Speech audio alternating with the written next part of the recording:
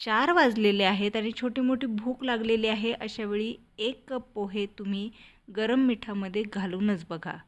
अगदी 2 चमचे तेलामध्ये मार्केटमधून आणणारा हा नाश्ता तुमचा घरच्या घरी तयार होईल, तेही अगदी 15 मिनिटामध्ये. पोहे तळण्यासाठी तुम्ही तेलाचा वापर करता, पण बरेचसे लोकं आजकाल हेल्थ कॉन्शियस आहे आणि तेलाचा वापर फारशा प्रमाणामध्ये करायचा नाही आहे. अशावेळी हा प्रयोग करायला हरकत नाही. मिठामध्ये मंद गॅसवर आपल्याला एकदा आपलं मीठ तापलं की त्याच्यानंतर 5 ते 7 मिनिट हे पोहे जे आहेत ते भाजून घ्यायचे आहेत. 7 मिनिटानंतर या पद्धतीने आपल्याला चाळणी घ्यायची आहे आणि चाळणीमध्ये हे पोहे जे आहेत ते आपल्याला चाळून घ्यायचे आहेत. याने वरच्या बाजूने पोहे आपल्याला मिळतील आणि गाळणीतून मीठ खाली पडेल. हे जे तयार झालेले पोहे आहेत ते एका प्लेटमध्ये आपण काढून घेणार आहोत. आता याच मिठामध्ये गरम असताना आपल्याला अर्धा कप इतके शेंगादाणे घालायचे आहेत आणि हे देखील याच पद्धतीने भाजून घ्यायचे आहेत. थोड्या वेळाने याचं जे कव्हर आहे हे निघायला लागेल आणि हे पाहू शकता तुम्ही, चाळणीमध्ये आपण हे शेंगादाणे जे आहेत ते काढून घेणार आहोत. याच्यामुळे शेंगादाणा अगदी खरपूस भाजला जातो, कुठल्याही बाजूने तो जास्त जळत नाही किंवा डागला जात नाही.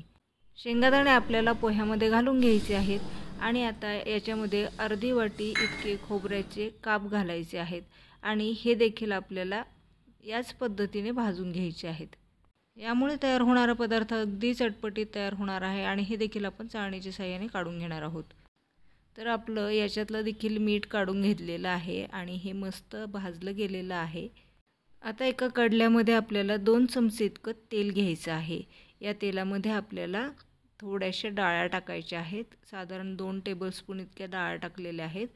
1 टीस्पून इतकी हळद टाकायची आहे आणि चवीनुसार आपल्याला लाल तिखट घालायचं आहे आणि हे तेल आपल्याला थोडंसं गरम करून घ्यायचं आहे आणि या भाजलेल्या पोह्यांना आपल्याला तडका द्यायचा आहे.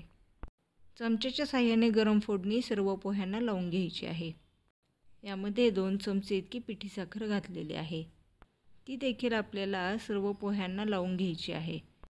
यामुळे आपल्या पोह्यांना चटपटीत असा स्वाद येणार आहे आणि 4 वाजता खाण्यासाठी तुम्हाला ही रेसिपी कशी वाटली हे कॉमेंट बॉक्समध्ये नक्की सांगा. त्याचप्रमाणे तुम्ही हा व्हिडिओ कोणत्या भागातून बघत आहात हे देखील सांगायला विसरू नका. लाईक, शेअर आणि सबस्क्राईब करा. मराठी कट्टा किचन.